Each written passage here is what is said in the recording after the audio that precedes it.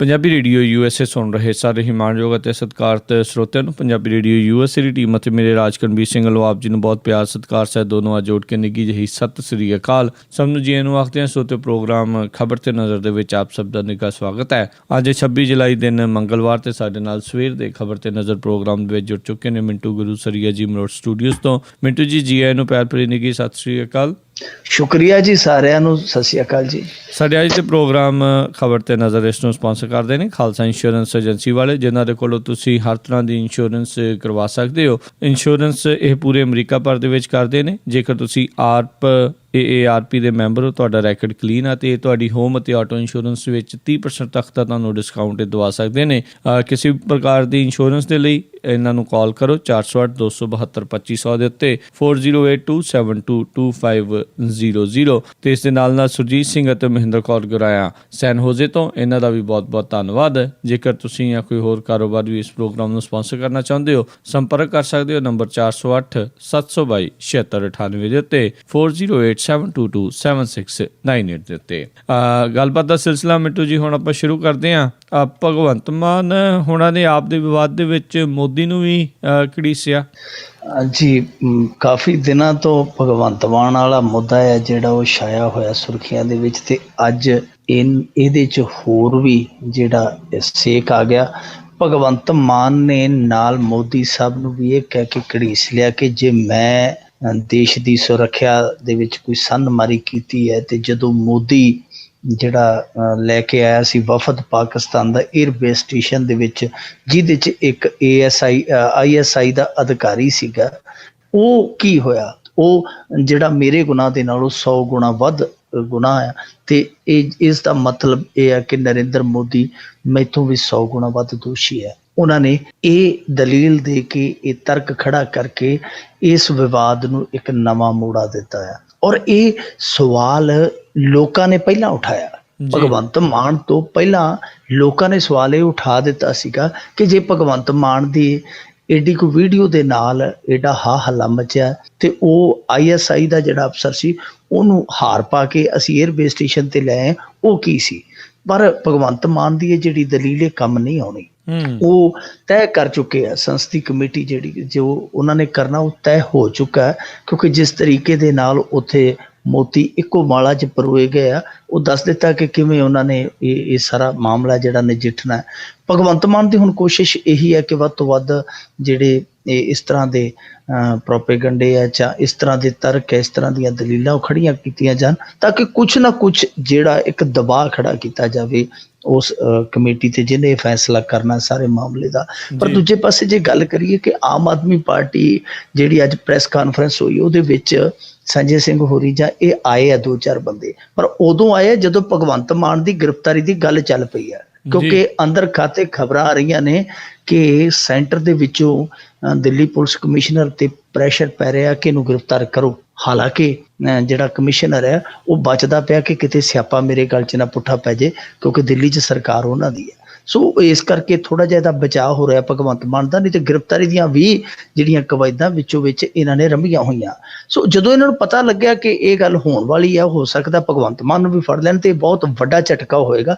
ਸੋ ਇਸ ਕਰਕੇ ਅੱਜ ਜਿਹੜੇ ਸੰਜੇ ਸਿੰਘ ਹੋਰੀ ਵੀ ਆਏ ਖੁੱਲ੍ਹ ਕੇ, ਨਹੀਂ ਤੇ ਬਹੁਤਾ ਜਿਹੜਾ ਆਮ ਆਦਮੀ ਪਾਰਟੀ ਨੇ ਜਿਹੜਾ ਕਰਨਾ ਸੀਗਾ, ਇੱਕ ਪ੍ਰੈਸ਼ਰ ਬਿਲਡਅਪ ਕਰਨਾ ਸੀਗਾ ਬਰਾਬਰ, ਉਹ ਨਹੀਂ ਕੀਤਾ। ਹੁਣ ਤੁਸੀਂ ਇੱਥੇ ਦੇਖ ਲਓ ਪੰਜਾਬ ਦੇ ਵਿੱਚ ਨਰੇਸ਼ ਯਾਦਵ ਹੈ ਜਿਹੜਾ, ਉਹਨੂੰ ਫੜ ਕੇ ਲੈ ਆਂਦਾ, ਉਹਨੂੰ ਰਿਮਾਂਡ ਤੇ ਵੀ ਲੈ ਲਿਆ। ਉਦੋਂ ਬਾਅਦ ਇਹ ਸੁੱਚਾ ਸਿੰਘ ਛੋਟੇਪੁਰੀ ਧਰਨੇ ਦਾ ਐਲਾਨ ਕਰਦੇ ਆ ਕਿ ਅਸੀਂ ਧਰਨੇ ਲਾਵਾਂਗੇ, ਜਦੋਂ ਕਿ ਨਰੇਸ਼ ਯਾਦਵ ਨੂੰ ਤੇ ਅੱਜ ਤੋਂ 10-12 ਦਿਨ ਪਹਿਲਾਂ ਹੀ ਉਹਨਾਂ ਨੇ ਸੱਦ ਲਿਆ ਸੀ। ਤੁਸੀਂ ਉਦੋਂ ਕਿਉਂ ਨਹੀਂ ਇਹ ਸਾਰਾ ਕੁਝ ਸ਼ੁਰੂ ਕੀਤਾ? ਜਦੋਂ ਸੱਪ ਲੰਘ ਗਿਆ ਹੁਣ ਤੁਸੀਂ ਲੀਕਾਂ ਕੁੱਟਣ ਡਏ ਜੇ।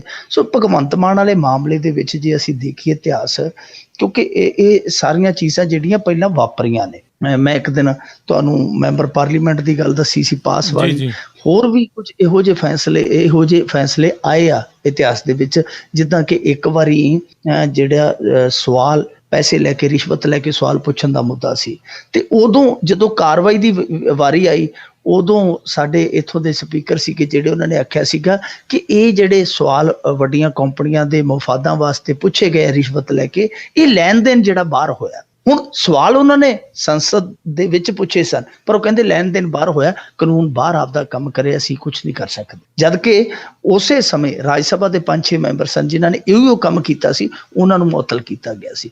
ਦੂਜੇ ਪਾਸੇ ਕੀ ਹੋਇਆ ਸੀ ਕਿ ਇੱਕ ਮੈਂਬਰ ਪਾਰਲੀਮੈਂਟ ਬਾਬੂ ਰਾਮ ਕਟਾਰਾ ਹੁੰਦਾ ਸੀਗਾ, ਉਹ ਇੱਕ ਬੀਬੀ ਨੂੰ, ਪੰਜਾਬ ਦੀ ਬੀਬੀ ਸੀ, ਉਹਦਾ ਮੁੰਡਾ ਤੇ ਉਹਨੂੰ ਲੈ ਕੇ ਬਾਹਰ ਛੱਡਣ ਤੁਰਿਆ ਜਾਂਦਾ ਸੀ ਬਾਹਰਲੇ ਮੁਲਕ 'ਚ ਕਿਸੇ 'ਚ, ਉਹਨੂੰ ਪਤਨੀ ਤੇ ਆਪਦੀ ਔਲਾਦ ਬਣਾ ਕੇ ਫੜਿਆ ਗਿਆ ਸੀ ਏਅਰਪੋਰਟ ਤੇ ਉਦੋਂ ਉਹਨੂੰ ਮੁਅੱਤਲ ਕਰ ਦਿੱਤਾ ਗਿਆ ਸੀ, ਹਾਲਾਂਕਿ ਸਾਰਾ ਕੁਝ ਬਾਹਰ ਹੋਇਆ ਸੀ। ਯਾਨੀ ਜੋ ਕੁਝ ਬਾਹਰ ਹੋਇਆ ਉਹਨੂੰ ਅੰਦਰ ਲਿਆ ਕੇ ਸਾਰੀ ਕਾਰਵਾਈ ਕਰ ਦਿੱਤੀ ਸੀ, ਜੋ ਅੰਦਰ ਹੋਇਆ ਉਹਨੂੰ ਦੇ ਦਿੱਤਾ ਨਾ ਕਿ ਬਾਹਰ ਹੋਇਆ ਲੈਣ ਦੇਣ ਜੀ, ਅਸੀਂ ਕੁਝ ਨਹੀਂ ਕਰ ਸਕਦੇ। ਸੋ ਜਿਹੜੇ ਇਹੋ ਜਿਹੇ ਫੈਸਲੇ ਆ ਇਹ ਭਗਵੰਤ ਮਾਨ ਲਈ ਖਤਰੇ ਦਾ ਟਾਲਿਆ ਕਿ ਇਹਨੂੰ ਮਾੜਾ ਜਿਹਾ ਹੁਣ ਸੰਭਲ ਜਾਣਾ ਚਾਹੀਦਾ, ਸੋਚ ਲੈਣਾ ਚਾਹੀਦਾ, ਕਿਉਂਕਿ ਜੋ ਇਤਿਹਾਸ ਦੀ ਰੋਸ਼ਨੀ 'ਚੋਂ ਨਜ਼ਰ ਆ ਰਿਹਾ ਉਹ ਇਹ ਆ ਰਿਹਾ ਕਿ ਭਗਵੰਤ ਮਾਨ ਤੇ ਆਮ ਆਦਮੀ ਪਾਰਟੀ ਦੇ ਖਿਲਾਫ ਕੋਈ ਇਹੋ ਜਿਹਾ ਫੈਸਲਾ ਆਏਗਾ ਜਿਹਦੇ ਨਾਲ ਭਗਵੰਤ ਮਾਨ ਦੀਆਂ ਦੁਸ਼ਵਾਰੀਆਂ ਤਾਂ ਵਧਣਗੀਆਂ, ਆਮ ਆਦਮੀ ਪਾਰਟੀ ਦੀ ਜਿਹੜੀ ਇੱਕ ਘੋੜਾ ਚਾਲ ਆ ਉਹਨੂੰ ਵੀ, ਉਸ ਰਫ਼ਤਾਰ ਨੂੰ ਵੀ ਥੰਮਿਆ ਜਾਏਗਾ ਜੀ। ਤੇ ਪਰ ਅਕਸਰ ਆਪਾਂ ਦੇਖਦੇ ਹਾਂ ਵੀ ਜਦੋਂ ਇੰਨਾ ਜ਼ਿਆਦਾ ਜਿਹੜੀ ਕੇਂਦਰ ਦੀ ਸਰਕਾਰ ਜਾਂ ਕੋਈ ਵੀ ਕਿਸੇ ਇੱਕ ਜਿਹੜੀ ਉੱਠ ਰਹੀ ਪਾਰਟੀ ਨੂੰ ਦਬਾਉਂਦੇ ਆ ਤੇ ਉਹਨਾਂ ਪ੍ਰਤੀ ਲੋਕਾਂ ਦਾ ਉਤਸ਼ਾਹ ਹੋਰ ਨਹੀਂ ਵੱਧ ਜਾਂਦਾ। ਇਹ ਤੇ ਪੱਕੀ ਗੱਲ ਆ। ਮੈਂ ਕਹਿੰਦਾ ਜੇ ਭਗਵੰਤ ਮਾਨ ਦੀ ਗ੍ਰਿਫਤਾਰੀ ਵਾਲੀ ਉਹ ਬੇਵਕੂਫੀ ਕਰ ਜਾਂਦੇ ਆ ਤਾਂ ਸਮਝ ਲਓ ਕਿ ਭਗਵੰਤ ਮਾਨ ਦਾ ਤੇ ਸਿਤਾਰਾ ਚਮਕ ਗਿਆ। ਜਿਵੇਂ ਕਿ ਅੱਜ ਖਬਰ ਆਈ ਸੀਗੀ ਕਿ ਅੰਦਰ ਖਾਤੇ ਇਹ ਤਿਆਰੀਆਂ ਹੋਈਆਂ ਨੇ, ਪੁਲਿਸ ਕਮਿਸ਼ਨਰ ਨੇ ਲੱਤ ਨਹੀਂ ਲਾਈ। ਜੇ ਮੰਨ ਲਓ ਹੋ ਜਾਂਦਾ ਤੇ ਮੇਰੇ ਖਿਆਲ ਦੇ ਨਾਲ ਭਗਵੰਤ ਮਾਨ ਦੇ ਤਾਂ ਸਿਤਾਰੇ ਚਮਕ ਜਾਣੇ ਸੀਗੇ, ਕਿਉਂਕਿ ਇਹ ਤੇ ਆਪਾਂ ਨੂੰ ਵੀ ਪਤਾ ਹੈ ਕਿ ਭਗਵੰਤ ਮਾਨ ਨੂੰ ਬਹੁਤੀ ਦੇਰ ਇਸ ਮਾਮਲੇ 'ਚ ਅੰਦਰ ਨਹੀਂ ਰੱਖਿਆ ਜਾ ਸਕਦਾ। ਜ਼ਮਾਨਤ ਮਿਲ ਜਾਣੀ ਆ, ਝੱਟ ਮਿਲ ਜਾਣੀ, ਤੁਰੰਤ ਮਿਲ ਜਾਣੀ। ਪਰ ਜੋ ਹਮਦਰਦੀ ਮਿਲੇਗੀ ਆਮ ਆਦਮੀ ਪਾਰਟੀ ਨੂੰ, ਮੇਰੇ ਖਿਆਲ ਦੇ ਨਾਲ ਉਹ ਇਹਨਾਂ ਦੀਆਂ 10-20 ਗ੍ਰਿਫਤਾਰੀਆਂ ਤੋਂ ਵੀ ਨਹੀਂ ਮਿਲਣੀ ਜੋ ਇੱਕ ਮਾਮਲੇ 'ਚ ਮਿਲ ਜਾਣੀ ਸੀ। ਜੀ। ਅੱਗੇ ਵਧਦੇ ਹਾਂ ਆਪਾਂ ਮਿੰਟੂ ਜੀ। ਵੀ ਬੇਅਦਬੀ ਦੀ ਕਥਿਤ ਦੋਸ਼ਣ ਦਾ ਗੋਲੀ ਮਾਰ ਕੇ ਕਤਲ, ਇਹ ਬੇਅਦਬੀ ਹੋਈ ਸੀ ਕਵੱਦੀ ਪਿੰਡ ਦੇ ਵਿੱਚ, ਕਤਲ ਹੋਇਆ ਅੱਜ ਆਲਮਗੀਰ ਪਿੰਡ ਦੇ ਵਿੱਚ ਜੀ। ਇਹ ਕੋਈ ਬੀਬੀ ਜਿਹੜੀ ਬਲਵਿੰਦਰ ਕੌਰ ਇਹਦਾ ਨਾਮ ਸੀਗਾ, ਇਹ ਕਵੱਦੀ ਵਾਲੀ ਬੇਅਦਬੀ ਦੇ ਮਾਮਲੇ ਵਿੱਚ ਇਹਨੂੰ ਨਾਮਜ਼ਦ ਕੀਤਾ ਗਿਆ ਸੀ ਤੇ ਜੇਲ੍ਹ 'ਚ ਰਹੀ ਹੈ ਲੰਮਾ ਸਮਾਂ, ਹੁਣੇ ਹੀ ਬਾਹਰ ਆਈ ਸੀਗੀ। ਤੇ ਅੱਜ ਦੱਸਦੇ ਆ ਕਿ ਇਹਨੂੰ ਸਵੇਰੇ ਟੈਲੀਫੋਨ ਆਇਆ ਕਿ ਉੱਥੇ ਗੁਰਦੁਆਰੇ ਆ, ਜਿਹੜਾ ਆਲਮਗੀਰ ਮਸ਼ਹੂਰ ਗੁਰਦੁਆਰਾ ਮੰਜੀ ਸਾਹਿਬ, ਉੱਥੇ ਬੁਲਾਇਆ ਗਿਆ, ਨਾਲ ਇਹਦਾ ਪੁੱਤ ਸੀਗਾ। ਹੁਣ ਜ਼ਾਹਰਾ ਜੀ ਗੱਲ ਇਹ ਹੈ ਕਿ ਜੇ ਇਹ ਕਿਸੇ ਫੋਨ ਤੇ ਆਈ ਹੈ, ਉੱਥੇ ਸੱਦੇ ਤੇ ਆਈ ਹੈ, ਤੇ ਇਹਦਾ ਮਤਲਬ ਕਿ ਉਹ ਕੋਈ ਜਾਣੂ ਸੀ। ਉਹ ਉੱਥੇ ਆਈ ਹੈ ਤੇ ਗੁਰਦੁਆਰੇ ਦੇ ਬਾਹਰ ਦੱਸਦੇ ਆ ਕਿ ਉੱਥੇ ਜੋ ਹਮਲਾਵਰ ਖੜਾ ਸੀ ਉਹਨੇ ਫਾਇਰ ਮਾਰਿਆ, ਉੱਥੇ ਥਾਂ ਹੀ ਇਹ ਮਰ ਗਈ ਹੈ। ਹੁਣ ਦੋ ਚੀਜ਼ਾਂ ਸਾਹਮਣੇ ਆ ਰਹੀਆਂ ਨੇ। ਇੱਕ ਤੇ ਉੱਥੋਂ ਦੇ ਇਲਾਕੇ ਦੇ ਕੁਝ ਬੰਦਿਆਂ ਦਾ ਕਹਿਣਾ ਹੈ ਕਿ ਇਹ ਬੀਬੀ ਬਹੁਤ ਕੁਝ ਸਮੇਟੀ ਬੈਠੀ ਸੀ ਆਪਣੇ ਹਿਰਦੇ ਦੇ ਵਿੱਚ ਤੇ ਉਹਨੂੰ ਖੋਲ੍ਹਣਾ ਚਾਹੁੰਦੀ ਸੀ। ਆਉਣ ਵਾਲੇ ਦਿਨਾਂ 'ਚ ਇਹ ਸਾਰੀ ਖੇਡ ਹੈ ਜਿਹੜੀ ਖਿਲਰ ਸਕਦੀ ਸੀ ਤੇ ਇਹਦਾ ਮੂੰਹ ਬੰਦ ਕੀਤਾ ਗਿਆ। ਇੱਕ ਕਹਾਣੀ ਇਹ ਸਾਹਮਣੇ ਆ ਰਹੀ ਹੈ। ਦੂਜੀ ਕਹਾਣੀ ਇਹ ਸਾਹਮਣੇ ਆ ਰਹੀ ਹੈ ਕਿ ਇੱਕ ਫੁਟੇਜ CCTV ਦੀ ਜਿਹੜੀ ਜਨਤਕ ਕੀਤੀ ਗਈ, ਉਹਦੇ 'ਚ ਜੋ ਵਿਅਕਤੀ ਸਾਹਮਣੇ ਆ ਰਿਹਾ ਉਹ ਇੱਕ ਪੂਰਨ ਗੁਰਸਿੱਖ ਦੇ ਪਹਿਰਾਵੇ ਦੇ ਵਿੱਚ ਆ। ਕਿ ਇਹ ਦੋ ਕਹਾਣੀਆਂ, ਕਿ ਇੱਕ ਇਹ ਕਿ ਜਿਹੜੀ ਜੀ ਕੋਈ ਉਹ ਰਾਜ ਖੁੱਲਣ ਦੇ ਡਰ ਤੋਂ ਕੋਈ ਉਹ ਹੱਤਿਆ ਕੀਤੀ ਗਈ, ਦੂਸਰੇ ਪਾਸੇ ਇਹ ਹੈ ਕਿ ਕੋਈ ਭਾਵਨਾਵਾਂ ਦੇ ਵਹਿਣ 'ਚ ਵਹਿ ਕੇ ਕਿਸੇ ਨੇ ਇਸ ਹੱਤਿਆ ਨੂੰ ਅੰਜਾਮ ਦਿੱਤਾ ਹੈ। ਸੋ ਇਹ ਦੋਏ ਕਹਾਣੀਆਂ ਆਪਾ ਵਿਰੋਧੀ ਹੈ। ਪਤਾ ਨਹੀਂ ਇਹਨਾਂ ਦੇ ਵਿੱਚੋਂ ਕਿਹੜੀ ਸੱਚੀ ਹੈ ਜਾਂ ਦੋਵੇਂ ਝੂਠੀਆਂ, ਇਹਦਾ ਹਾਲੇ ਕੋਈ ਪਤਾ ਨਹੀਂ ਹੈ। ਪਰ ਜੋ ਇੱਕ ਚਿੰਤਾ ਨਿਕਲ ਕੇ ਸਾਹਮਣੇ ਆ ਰਹੀ ਹੈ ਉਹ ਇਹ ਹੈ ਕਿ ਦੇਖੋ, ਬੇਅਦਬੀ ਦੇ ਜਦੋਂ ਸਿਲਸਿਲੇ ਇਹ ਆਰੰਭ ਹੋਏ ਉਹ ਤੋਂ ਬਾਅਦ ਗ੍ਰਿਫਤਾਰੀਆਂ ਕਾਫੀ ਹੋਈਆਂ ਨੇ, ਚਾਹੇ ਅੰਮ੍ਰਿਤਸਰ, ਗੁਰਦਾਸਪੁਰ, ਚਾਹੇ ਕਵੱਦੀ, ਕਈ ਮਾਮਲਿਆਂ 'ਚ ਗ੍ਰਿਫਤਾਰੀਆਂ ਹੋਈਆਂ। ਅਬੋਹਰ ਇੱਕ ਬੇਅਦਬੀ ਹੋਈ ਸੀ, ਇਹਦੇ ਵਿੱਚ ਵੀ 2 ਜਣਿਆਂ ਦੀਆਂ ਗ੍ਰਿਫਤਾਰੀਆਂ ਹੋਈਆਂ ਸਨ। ਉਹ ਜਿੰਨੀਆਂ ਵੀ ਗ੍ਰਿਫਤਾਰੀਆਂ ਹੋਈਆਂ ਉਹਨਾਂ ਨੂੰ ਵਾਹਵਾ ਮਹੀਨੇ ਹੋ ਗਏ ਆ, ਹੁਣ ਲਾ ਲਈਏ ਤੇ 8-10 ਮਹੀਨੇ ਹੋ ਗਏ ਆ ਉਹ ਗ੍ਰਿਫਤਾਰੀਆਂ ਹੋਈਆਂ ਨੂੰ। 8-10 ਮਹੀਨਿਆਂ ਬਾਅਦ ਹੁਣ ਇਹਨਾਂ ਨੂੰ ਜ਼ਮਾਨਤਾਂ ਮਿਲਣੀਆਂ ਸ਼ੁਰੂ ਹੋ ਗਈਆਂ ਜਾਂ ਮਿਲ ਚੁੱਕੀਆਂ ਨੇ।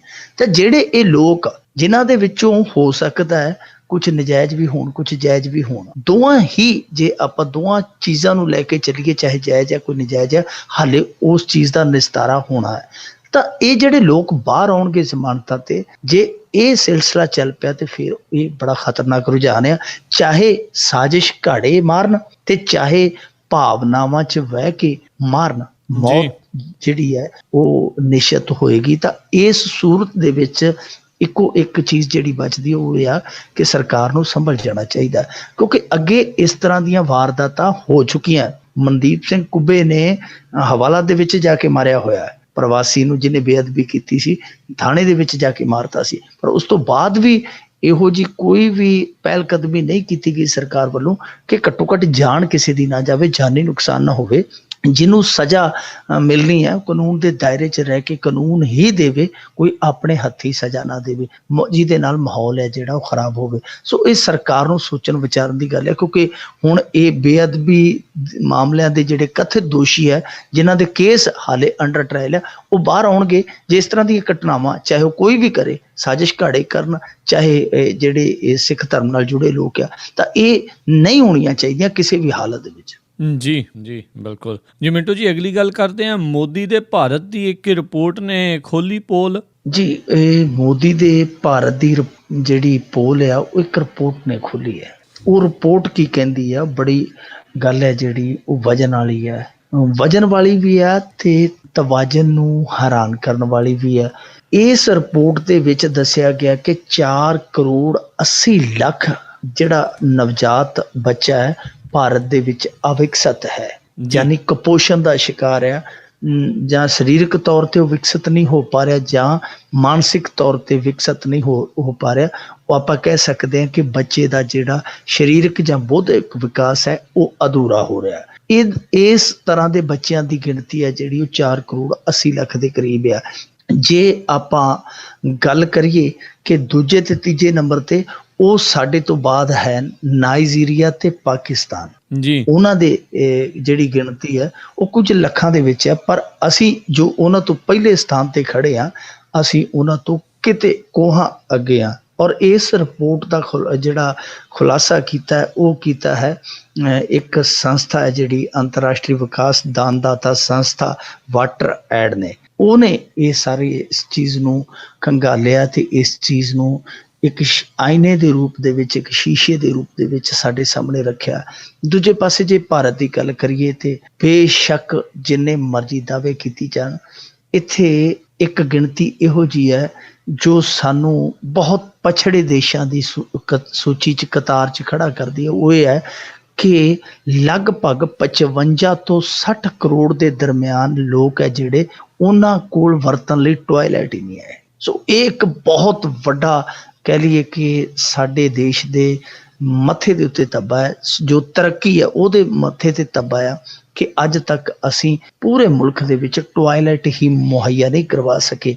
ਤੀਜੀ ਗੱਲ ਕਿ ਕਰੋੜਾਂ ਲੋਕ ਉਹ ਹੈ ਜਿਨ੍ਹਾਂ ਦੀ ਜੰਮਣ ਭੂਮੀ ਵੀ ਫੁੱਟਪਾਥ ਆ ਤੇ ਕਬਰਸਤਾਨ ਵੀ, ਸ਼ਮਸ਼ਾਨ ਭੂਮੀ ਵੀ ਫੁੱਟਪਾਥ ਹੀ ਹੈ। ਫੁੱਟਪਾਥ ਤੇ ਜੰਮਦੇ ਆ, ਫੁੱਟਪਾਥ ਤੇ ਮਰ ਜਾਂਦੇ ਆ।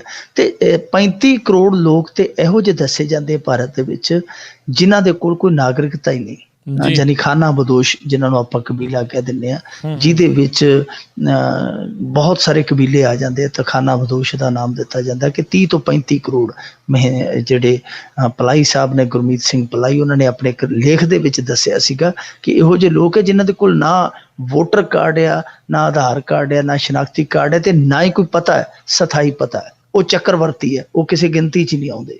ਸੋ ਇਹ ਜਿਹੜੇ ਆંકੜੇ ਆ ਇਹ ਬਹੁਤ ਸਾਰੇ ਦਾਅਵਿਆਂ ਨੂੰ, ਬਹੁਤ ਸਾਰੀਆਂ ਤਰੱਕੀਆਂ ਨੂੰ ਝੂਠਿਆਂ ਪਾ ਦਿੰਦੇ ਆ। ਅਸਲ ਦੇ ਵਿੱਚ ਜਿਹੜੇ ਮੁੱਦਿਆਂ ਤੇ ਸਿਆਸਤ ਹੋਣੀ ਚਾਹੀਦੀ ਹੈ, ਜਿਨ੍ਹਾਂ ਮੁੱਦਿਆਂ ਤੇ ਸਿਆਸਤ ਦੀ ਬੁਨਿਆਦ ਰੱਖੀ ਜਾਣੀ ਚਾਹੀਦੀ ਹੈ, ਉਹ ਇੱਥੋਂ ਸ਼ੁਰੂ ਹੀ ਨਹੀਂ ਹੁੰਦੀ। ਉਹ ਸ਼ੁਰੂ ਹੀ ਹੁੰਦੀ ਹੈ ਤੇ ਅੰਬਾਨੀ ਹੋਇਆ, ਅਡਾਨੀ ਹੋਇਆ, ਟਾਟੇ ਹੋਏ, ਬਿਰਲੇ ਹੋਏ, ਉਹ ਸ਼ਹਿਰੀਕਰਨ ਦੇ ਨਾਮ ਤੇ ਸ਼ੁਰੂ ਹੁੰਦੀ ਹੈ। ਯਾਨੀ ਹੇਠਲੇ ਪੱਧਰ ਤੋਂ ਜਿੱਥੋਂ ਸਿਆਸਤ ਸ਼ੁਰੂ ਹੋਣੀ ਚਾਹੀਦੀ ਹੈ, ਜਿੱਥੋਂ ਯੋਜਨਾਵਾਂ ਦੀ ਸ਼ੁਰੂਆਤ ਹੋਣੀ ਚਾਹੀਦੀ ਹੈ, ਉੱਥੋਂ ਹੋ ਹੀ ਨਹੀਂ ਪਾ ਰਹੀ। ਸੋ ਇੱਕ ਸਾਡੀ ਤਸਵੀਰ ਹੈ ਜੋ ਪੂਰਾ ਭਾਰਤ ਇਸ ਸਮੇਂ ਕਹਿੰਦੇ ਕਿ ਸੁਪਰ ਪਾਵਰ ਬਣ ਰਿਹਾ ਹੈ, ਮੰਗਲਯਾਨ ਚਲਾ ਗਿਆ, ਇਹ ਹੋ ਗਿਆ, ਉਹ ਹੋ ਗਿਆ। ਠੀਕ ਹੈ, ਬਹੁਤ ਵੱਡੀਆਂ ਪ੍ਰਾਪਤੀਆਂ ਨੇ ਇਸ ਵਿਸ਼ਵ ਦੀ ਪੁਰਾਤਨ ਸਭਿਅਤਾ ਦੀਆਂ, ਬਹੁਤ ਵੱਡੀਆਂ ਉਪਲਬਧੀਆਂ ਨੇ। ਪਰ ਹਾਲ ਦੀ ਘੜੀ ਜੇ ਦੇਖੀਏ, ਸਾਰੀਆਂ ਉਪਲਬਧੀਆਂ ਝੂਠੀਆਂ। ਕਹਿੰਦੇ ਆ ਕਿ ਪੇਟ ਨਾ ਪਈਆਂ ਰੋਟੀਆਂ ਤੇ ਸਭੇ ਗੱਲਾਂ ਖੋਟੀਆਂ। ਜਿੰਨਾ ਚਿਰ ਇਹ ਲੋਕ ਨਾਲ ਨਹੀਂ ਰਲਦੇ, ਵਿਕਸਿਤ ਲੋਕਾਂ ਦੇ ਨਾਲ ਨਹੀਂ ਰਲਦੇ, ਉਹਨਾਂ ਚਿਰ ਇਹ ਜਿਹੜੀਆਂ ਤਰੱਕੀਆਂ ਉਹ ਕਹਿ ਲਾਂਗੇ ਕਿ ਇੱਕ ਤਰਫੀਆਂ ਤਰੱਕੀਆਂ ਨੇ, ਕੁਝ % ਲੋਕਾਂ ਦੀਆਂ ਤਰੱਕੀਆਂ ਕਹਿ ਸਕਦੇ ਆ। ਇਹ ਲੋਕ ਇਹਨਾਂ ਤਰੱਕੀਆਂ ਤੇ ਨਾਜ਼ ਨਹੀਂ ਕਰ ਸਕਦੇ, ਮਾਣ ਨਹੀਂ ਕਰ ਸਕਦੇ। ਜੀ ਜੀ ਜੀ ਬਿਲਕੁਲ। ਅੱਗੇ ਵਧਦੇ ਮਿੰਟੂ ਜੀ, ਵੀ ਡੋਪ ਟੈਸਟ 'ਚ ਫਸ ਕੇ ਇੱਕ ਹੋਰ ਖਿਡਾਰੀ ਬਾਹਰ। ਇਹ ਡੋਪ ਦਾ ਡੰਗ ਕਹਿ ਲਓ ਜੀ, ਕਿ ਡੋਪ ਦਾ ਡੰਗ ਨੇ ਇੱਕ ਹੋਰ ਉਮੀਦ ਨੂੰ ਝਟਕਾ ਦਿੱਤਾ, ਕਿਉਂਕਿ ਇਹ ਖਿਡਾਰੀ ਸੀਗਾ ਜਿਹੜਾ, ਜਿਵੇਂ ਪਹਿਲਾਂ ਨਰਸਿੰਘ ਪਹਿਲਵਾਨ ਬਾਹਰ ਹੋਇਆ, ਨਰਸਿੰਘ ਪਹਿਲਵਾਨ ਕੋਲੋਂ ਵੀ ਐਤਕੀ ਬੜੀ ਤਗੜੀ ਉਮੀਦ ਸੀ ਭਾਰਤ ਨੂੰ ਜੀ, ਔਰ ਜਿਸ ਤਰੀਕੇ ਦੇ ਨਾਲ ਉਹ ਬਾਹਰ ਹੋਇਆ ਉਹ ਉਦੋਂ ਵੀ ਵੱਡਾ ਝਟਕਾ। ਇਹ ਮੁੰਡਾ ਸੀਗਾ ਜਿਹੜਾ ਇੰਦਰਜੀਤ ਸਿੰਘ, ਇਹ ਵੀ ਬਹੁਤ ਵੱਡੀ ਉਮੀਦ ਸੀ। ਇਹ ਸ਼ਾਟ ਪੁੱਟ ਸੁੱਟਦਾ ਹੈ, ਗੋਲਾ ਸੁੱਟਦਾ, ਜਿਹਨੂੰ ਗੋਲਾ ਕਹਿ ਦਿੰਦੇ ਆਪਾਂ। ਗੋਲਾ ਇਹਦਾ ਲਗਭਗ 21 ਮੀਟਰ ਆ, ਜਿਹੜਾ ਕਿ ਮੇਰੇ ਖਿਆਲ ਦੇ ਨਾਲ ਇਹ ਕਾਮਨਵੈਲਥ ਦਾ ਰਿਕਾਰਡ ਆ ਜਾਂ ਏਸ਼ੀਆ ਦਾ ਰਿਕਾਰਡ ਆ। ਇਹ 2 ਇਵੈਂਟ ਦੇ ਵਿੱਚੋਂ ਇੱਕ ਦਾ ਰਿਕਾਰਡ ਆ, ਸ਼ਾਇਦ ਏਸ਼ੀਅਨਸ ਗੇਮ ਦਾ ਰਿਕਾਰਡ ਆ। ਤਾਂ ਇਹ ਬੜੀ ਵੱਡੀ ਉਮੀਦ ਸੀ ਐਤਕੀ, ਤੇ ਮੰਨ ਕੇ ਚੱਲਦੇ ਸਨ ਖੇਡ ਮਾਹਰ ਕਿ ਜਿਹੜੇ ਪਹਿਲੇ 12 ਖਿਡਾਰੀ ਆ ਉਹਦੇ 'ਚ ਤੇ ਇਹਨੇ ਆਰਾਮ ਨਾਲ ਆ ਜਾਣਾ, ਕਿਉਂਕਿ 21 ਮੀਟਰ ਬਹੁਤ ਵੱਡੀ ਇੱਕ ਤਰ੍ਹਾਂ ਨਾਲ ਕਹਿ ਲਈਏ ਪ੍ਰਾਪਤੀ ਹੈ। ਤਾਂ ਸਾਰੇ ਮੰਨ ਕੇ ਚੱਲ ਰਹੇ ਸਨ ਕਿ ਇੰਦਰਜੀਤ ਸਿੰਘ ਹੈ ਜਿਹੜਾ ਉਹ ਪਹਿਲੇ 12 'ਚ ਤੇ ਆਇਆ ਹੀ ਪਿਆ। ਅਸਲੀ ਖੇਡ ਇਹਦੀ 12 ਤੋਂ ਅੱਗੇ ਜਦੋਂ ਉਹ ਕੰਪੀਟੀਸ਼ਨ ਹੋਏਗਾ ਉੱਥੇ ਸ਼ੁਰੂ ਹੋਣੀ ਹੈ, 12 'ਚ ਤੇ ਇਹਨੇ ਚੁਟਕੀ 'ਚ ਪਹੁੰਚ ਜਾਣਾ। ਪਰ ਅੱਜ ਜਦੋਂ ਇਹ ਖਬਰ ਆਈ ਕਿ ਇੰਦਰਜੀਤ ਸਿੰਘ ਦਾ ਵੀ ਜਿਹੜਾ ਟੈਸਟ ਆ, ਡੋਪ ਟੈਸਟ ਆ, ਜਿਹੜਾ ਪੋਜ਼ਿਟਿਵ ਆਇਆ, ਤੇ ਬੜਾ ਵੱਡਾ ਝਟਕਾ ਲੱਗਾ। ਹੁਣ ਇਹ ਵੀ ਜਿਹੜਾ ਇੰਦਰਜੀਤ ਆ, ਨਰਸਿੰਘ ਪਹਿਲਵਾਨ ਦੇ ਵਾਂਗੂ ਇਹ ਵੀ ਕਹਿੰਦਾ ਕਿ ਮੇਰੇ ਜਿਹੜੇ ਨਮੂਨੇ ਲਏ ਆ ਉਹਨਾਂ ਦੇ ਨਾਲ ਛੇੜਛਾੜ ਕੀਤੀ ਗਈ ਹੈ, ਛੇੜਖਾਨੀ ਹੋਈ ਹੈ ਉਹਦੇ ਨਾਲ। ਹੁਣ ਇਹ ਅੱਜ ਗੱਲਾਂ ਕਰਦਾ ਕਰਦਾ ਰੋਈ ਪਿਆ, ਕਿਉਂਕਿ ਇਹ ਬੜੇ ਗਰੀਬ ਪਰਿਵਾਰ ਦੇ ਵਿੱਚੋਂ ਸੀਗਾ। ਆਪਣੀ ਦੁਕਾਨ ਵੇਚਤੀ ਇਹਨੇ ਆਪਣੇ ਖੇਡ ਕੈਰੀਅਰ ਲਈ, ਸਭ ਕੁਛ ਦਾਅ ਤੇ ਲਾ ਦਿੱਤਾ, ਤੇ ਅੱਜ ਅੱਖਾਂ ਚੋਂ ਇਹਦੀਆਂ ਚੋਂ ਹੰਝੂ ਛਲਕਦੇ ਸੀ। ਪਰ ਕੁਝ ਲੋਕ ਜਿਹੜੇ ਖੇਡ ਮਾਹਰ ਉਹ ਇਹ ਵੀ ਕਹਿੰਦੇ ਆ ਕਿ ਇਹਦੇ 'ਚ ਕੋਈ ਨਾ ਕੋਈ ਕਾਣੋ ਹੈਗੀ ਸੀ, ਜਿਹੜੀ ਇੰਨੀ ਇਹ ਦੂਰੀ ਤੈਅ ਕਰ ਗਿਆ ਛੋਟੇ ਜਿਹੇ ਕੈਰੀਅਰ ਦੇ ਦੌਰਾਨ। ਕੋਈ ਨਾ ਕੋਈ ਹੈ ਸੀ, ਟਲਦਾ ਆ ਰਿਹਾ ਸੀਗਾ, ਆਪਣਾ ਨਮੂਨਾ ਨਹੀਂ ਸੀ ਦਿੰਦਾ। ਪਰ ਉਹ ਕਹਿੰਦਾ ਕਿ ਮੈਂ ਤਿਆਰ ਸੀਗਾ, ਇੱਕ ਵਾਰੀ ਲੇਟ ਹੋਇਆ, ਪਰ ਰਾਤ ਨੂੰ ਜਿਸ ਤਰੀਕੇ ਨਾਲ ਮੇਰਾ ਨਮੂਨਾ ਲਿਆ ਗਿਆ, ਰਾਤ ਨੂੰ 10 ਵਜੇ, ਉਹ ਵੀ ਬਿਨਾਂ ਕਿਸੇ ਖੇਡ ਆਯੋਜਨ ਦੇ ਵਿੱਚੋਂ, ਤਾਂ ਉਹ ਮੈਨੂੰ ਸ਼ੱਕੀ ਜਾਪਦਾ। ਹੁਣ ਇਹਦੇ ਕੋਲ ਆਪਸ਼ਨ ਇੱਕ ਹੈ ਕਿ ਇਹ ਇੱਕ ਨਾਡਾ ਦੀ ਜਿਹੜੀ ਹੈ ਉਹ ਇੱਕ ਮੱਧ ਹੈ ਆਪਣੇ, ਜੋ ਉਹਨਾਂ ਦੀ ਨੇਮ ਕਹਦੇ ਆ ਉਹਨਾਂ ਦੇ ਵਿੱਚ, ਕਿ B ਨਮੂਨਾ ਦੇ ਸਕਦਾ ਹੈ। ਹੁਣ ਦੇਖੋ, ਜੇ A ਪੋਜ਼ਿਟਿਵ ਆ ਗਿਆ ਤੇ B ਨੈਗੇਟਿਵ ਆਵੇ, ਬਹੁਤ ਰੇਅਰ ਚਾਂਸ ਹੈ। ਨਰਸਿੰਘ ਯਾਦਵ ਦੇ ਨਾਲ ਵੀ ਇਹ ਆ। ਉਹ ਆਖਣ ਡਿਆ ਹੈ, ਕਿਉਂਕਿ ਦੇਖੋ ਸੁਸ਼ੀਲ ਵਾਲਾ ਮਾਮਲਾ ਸੀ ਜਿਹੜਾ ਉਹ ਹਾਈ ਕੋਰਟ ਤੱਕ ਗਿਆ, ਵਿੱਚ ਮੋਦੀ ਨੂੰ ਦਖਲ ਦੇਣਾ ਪਿਆ, ਕਿਉਂਕਿ ਸੁਸ਼ੀਲ ਕਹਿੰਦਾ ਸੀ ਮੈਂ ਜਾਣਾ, ਉਹ ਕਹਿੰਦਾ ਸੀ ਮੈਂ ਦਾਅਵੇਦਾਰ ਮੈਂ ਜਾਣਾ, ਤੇ ਦੋਵਾਂ ਦੀ ਕੁਸ਼ਤੀ ਹੋ ਗਈ ਇੱਥੇ, ਕੁਛ ਤੋਂ ਪਹਿਲਾਂ ਹੀ ਕੁਸ਼ਤੀ ਹੋ ਗਈ, ਤੇ ਉਹਦੇ 'ਚ ਨਰਸਿੰਘ ਨੂੰ ਅਦਾਲਤ ਨੇ ਹੱਕ ਦਿੱਤਾ ਸੀ ਕਿ ਇਹਦਾ ਹੀ ਹੱਕ ਬਣਦਾ, ਇਹ ਜਾਏਗਾ, ਨਾ ਕਿ ਪਿਛਲੀਆਂ ਓਲੰਪਿਕ ਦਾ ਕੋਈ ਚੈਂਪੀਅਨ, ਕੋਈ ਤਗਮਾ ਜੇਤੂ, ਉਹ ਉਸ ਆਧਾਰ ਤੇ ਨਹੀਂ ਜਾਏਗਾ। ਇਹਨੇ ਕੁਆਲੀਫਾਈ ਕੀਤਾ ਤੇ ਇਹੋ ਜਾਏਗਾ। ਪਰ ਉਹ ਕਹਿੰਦਾ ਕਿ ਜਿਹੜੇ ਟ੍ਰੇਨਿੰਗ ਸਥਾਨ ਤੇ ਮੈਂ ਜਾ ਕੇ ਟ੍ਰੇਨਿੰਗ ਕਰਦਾ ਪਿਆ ਸੀ, ਉਹਦੀ ਮੈਸ ਦੇ ਵਿੱਚ ਮੇਰਾ ਜਿੱਥੇ ਖਾਣਾ ਆਉਂਦਾ ਸੀ, ਉਹ ਖਾਣੇ ਦੇ ਵਿੱਚ ਉਹ ਸਟੇਰਾਇਡ ਪਾਇਆ ਗਿਆ ਜਿਹੜਾ ਬੈਨ ਸੀ। ਤਾਂ ਮੇਰੇ ਨਾਲ ਧੋਖਾ ਹੋਇਆ, ਕਿਉਂਕਿ ਕਹਿੰਦਾ ਕਿ ਉਹੀ ਸਟੇਰਾਇਡ ਜਿਹੜਾ ਮੇਰਾ ਰੂਮਮੇਟ ਜਿਹੜੇ ਮੇਰੇ ਨਾਲ ਖਾਣਾ ਖਾਂਦਾ ਸੀ, ਰੋਟੀ ਵਾਲ ਸੀ, ਉਹਦੇ ਵਿੱਚ ਵੀ ਆਇਆ, ਤਾਂ ਮੇਰੇ ਨਾਲ ਵੀ ਸਾਜ਼ਿਸ਼ ਹੋਈ ਹੈ। ਕੁੱਲ ਮਿਲਾ ਕੇ 2 ਉਮੀਦਾਂ ਜਿਹੜੀਆਂ ਝਟਕੀਆਂ ਗਈਆਂ, ਇਹਨਾਂ ਦੋਵੇਂ ਉਮੀਦਾਂ 'ਚ ਮਸਲਾ ਜਿਹੜਾ ਉਹ ਸ਼ੱਕ ਦਾ ਹੈ। ਤਾਂ ਮੇਰੇ ਖਿਆਲ ਦੇ ਨਾਲ ਹੁਣ ਗੱਲ ਤੇ ਗਈ ਹੈ, ਇਹ ਸ਼ੱਕ ਦੂਰ ਕਰ ਲੈਣਾ ਚਾਹੀਦਾ। ਜੀ ਜੀ। ਅੱਗੇ ਵਧਦੇ ਮਿੰਟੂ ਜੀ, ਵੀ ਆਪ ਵੀ ਕੁੱਦੀ ਪਾਣੀਆਂ ਦੀ ਸਿਆਸਤ ਦੇ ਵਿੱਚ। ਦੇਖੋ ਜੀ, ਇਹ ਕਹਿ ਸਕਦੇ ਹਾਂ ਕਿ SYL ਦੇ ਵਿੱਚ ਇਹਨਾਂ ਨੇ ਵੀ ਛਾਲ ਮਾਰ ਦਿੱਤੀ, ਦੂਜੇ ਤੇ ਕੁੱਦੇ ਹੋਏ ਸਨ, ਇਹਨਾਂ ਨੇ ਵੀ ਛਾਲ ਮਾਰ ਦਿੱਤੀ। ਹੁਣ ਕੁਰਬਲ ਹੋਣ ਡਈ, ਕਿਉਂਕਿ ਅੱਜ ਭਾਈ ਮੋਹਕਮ ਸਿੰਘ ਵੀ ਕੁੱਦ ਪਏ ਆ, ਉਹ ਅਕਾਲੀ ਦਲ ਯੂਨਾਈਟਿਡ ਵਾਲੇ। ਉਹ ਕਹਿੰਦੇ ਕਿ ਅਸੀਂ ਵੀ ਬੱਠਲ ਪਾਵਾਂਗੇ ਜਾ ਕੇ ਰੇਤੇ ਦਾ SYL ਦੇ ਸਿਰ ਦੇ ਵਿੱਚ। 2 ਅਗਸਤ ਦਾ ਮੇਰੇ ਖਿਆਲ ਦੇ ਨਾਲ ਉਹ ਵੀ ਪ੍ਰੋਗਰਾਮ ਉਲੀਕੀ ਖੜੇ ਆ, ਕਿਉਂਕਿ ਇਹ ਜਿਹੜਾ ਮੁੱਦਾ ਸੀਗਾ ਇਹਨੇ ਕਾਫੀ ਸਿਆਸਤ ਖਾਈ ਹੋਈ ਹੈ। ਤੇ ਖਾਸ ਤੌਰ ਤੇ ਜਦੋਂ ਕੈਪਟਨ ਅਮਰਿੰਦਰ ਸਿੰਘ ਨੇ ਕੱਲ ਆਖ ਦਿੱਤਾ ਕਿ ਅਸੀਂ ਅਸਤੀਫੇ ਦੇ ਦਿਆਂਗੇ, ਸਾਰਿਆਂ ਨੂੰ ਐਂ ਹੋ ਗਿਆ ਕਿਤੇ ਇਹ ਪਾਣੀ ਦਾ ਰਾਖਾ ਨੰਬਰ 1, ਪਾਣੀ ਦਾ ਰਾਖਾ ਨੰਬਰ 2, ਕਿਤੇ ਇਹ ਨਾ ਮੋਰਚਾ ਮਾਰ ਕੇ ਲੈ ਜਾਣ। ਕਿਉਂਕਿ ਉਧਰ ਬਾਦਲ ਸਾਹਿਬ ਵੀ ਕਹਿੰਦੇ ਕਿ ਹੇਠਾਂ ਤੋਂ ਟੈਂਕ ਲਗਾ ਦਿਆਂਗੇ, ਭਾਵੇਂ ਤੋਪਾਂ ਦੇ ਅੱਗੇ ਅੜਨਾ ਪਵੇ, SYL ਨਹੀਂ ਲੰਘਣ ਦਿਆਂਗੇ। ਸੋ ਅੱਜ ਆਮ ਆਦਮੀ ਪਾਰਟੀ ਨੇ ਵੀ ਇੱਕ ਬਹੁਤ ਵੱਡਾ ਕਹਿ ਲਈਏ ਕਿ ਸਿਆਸੀ ਤੌਰ ਤੇ ਧਮਾਕਾ ਕੀਤਾ। ਉਹ ਕਹਿੰਦੇ ਕਿ ਪੰਜਾਬ ਦੇ ਪਾਣੀਆਂ ਨੂੰ ਕਿਸੇ ਵੀ ਸੂਰਤ 'ਚ ਬਾਹਰਲੇ ਰਾਜਾਂ ਨੂੰ ਨਹੀਂ ਦੇਣਾ ਚਾਹੀਦਾ।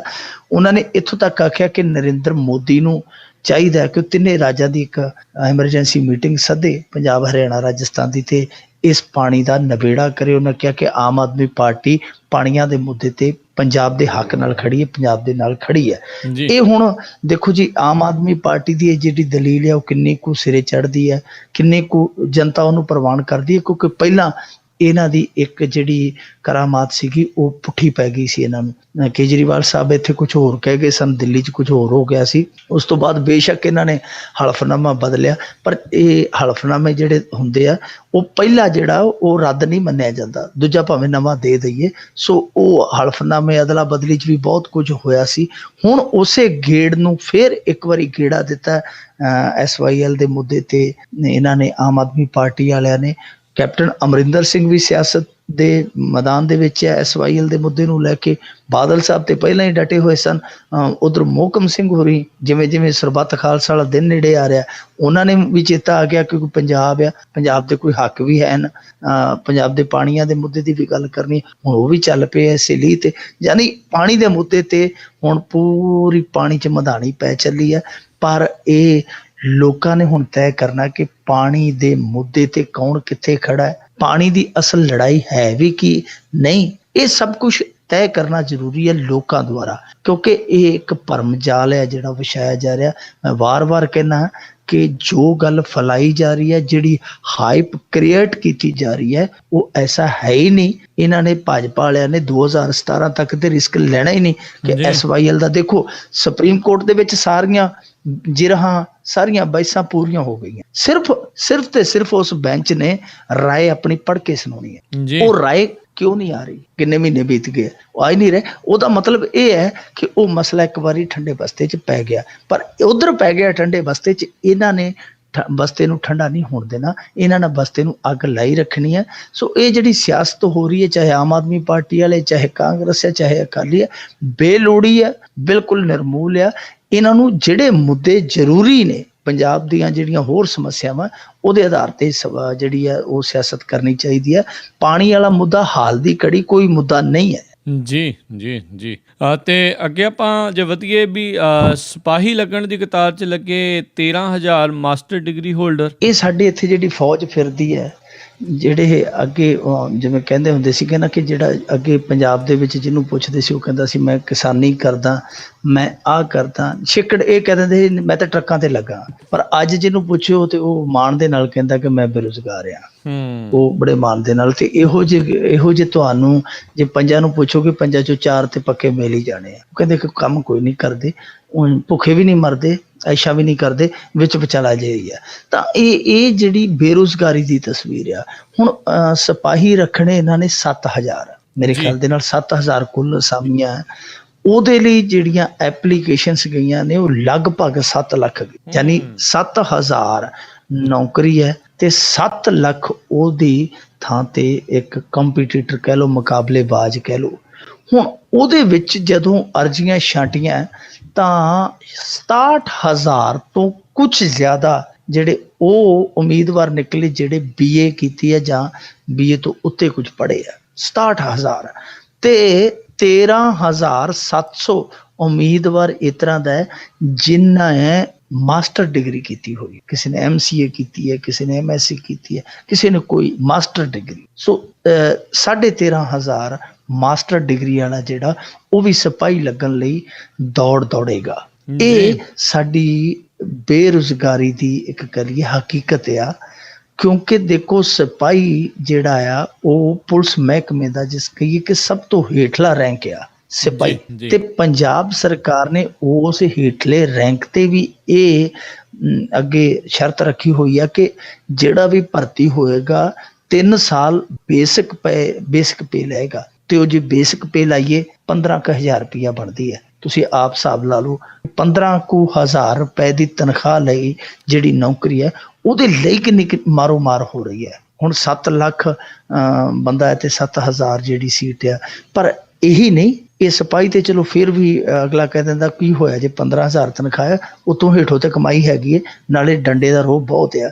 ਮੁੰਡਾ ਸਿਪਾਹੀ ਲੱਗਿਆ ਹੋਵੇ ਤੇ ਉਂਝ ਹੀ ਪਿੰਡ ਦੇ ਵਿੱਚ ਜਿਹੜੀ ਹੈ ਬੜੀ ਜਿਹੜੀ ਕਹਿ ਲਈਏ ਕਿ ਪੂਰੀ ਭਲ ਬਣ ਜਾਂਦੀ ਹੈ। ਦੂਜੇ ਪਾਸੇ ਇੱਥੇ ਫਰੀਦਕੋਟ ਤੋਂ ਇੱਕ ਇਹੋ ਜਿਹੀ ਤਸਵੀਰ ਸਾਹਮਣੇ ਆਈ ਸੀ ਪਿਛਲੇ ਸਾਲ ਕਿ ਉੱਥੇ ਕੋਈ ਦਰਜਾ 4 ਰੱਖਣਾ ਸੀਗਾ, ਦਰਜਾ 4 ਕਰਮਚਾਰੀ ਅਦਾਲਤ ਦੇ ਵਿੱਚ ਇੱਕ ਹੀ ਸਾਮੀ ਸੀ ਸ਼ਾਇਦ, ਤੇ ਉਹਦੇ ਲਈ 15,000 16,000 ਜਿਹੜੀਆਂ ਅਰਜ਼ੀਆਂ ਚਲੇ ਗਈਆਂ ਸਨ। ਇੱਥੇ ਲਾਂਗਰੀ ਰੱਖਣਾ ਸੀ ਬਠਿੰਡੇ ਛਾਉਣੀ ਦੇ ਵਿੱਚ, ਤੇ ਲਾਂਗਰੀ ਲਈ ਉੱਥੇ ਹਜ਼ਾਰਾਂ ਲੋਕ ਖੜੇ ਹੋ ਗਏ ਸੀ ਜਾ ਕੇ, ਔਰ ਉਹਨਾਂ ਦੇ ਹੱਥਾਂ 'ਚ ਵੀ ਇਹੋ ਜਿਹੀਆਂ ਡਿਗਰੀਆਂ ਸਨ। ਕੋਈ MSc ਸੀ, ਕੋਈ MA ਸੀ, ਕੋਈ MPhil ਸੀ। ਉਹ ਕਹਿੰਦਾ ਸੀ ਕੋਈ ਗੱਲ ਨਹੀਂ ਜੀ, ਸਾਨੂੰ ਲਾਂਗਰੀ ਰੱਖ ਲਓ ਫੌਜ ਦੇ ਵਿੱਚ, ਆਲੂ ਮੂਲੀਆਂ ਕੱਟੀ ਜਾਵਾਂਗੇ, ਕੋਈ ਗੱਲ ਨਹੀਂ, ਘੱਟੋ ਘੱਟ ਫਾਕੇ ਤਾਂ ਨਾ ਕੱਟਾਂਗੇ। ਸੋ ਇਹ ਸਾਡੀ ਇੱਥੋਂ ਦੀ ਪੰਜਾਬ ਦੀ ਅੱਜ ਸਭ ਤੋਂ ਵੱਡੀ ਸਮੱਸਿਆ, ਜਿਹਦੇ ਤੇ ਸਿਆਸਤ ਹੋਣੀ ਚਾਹੀਦੀ ਹੈ, ਜਿਹਦੇ ਤੇ ਹੋ ਨਹੀਂ ਰਹੀ।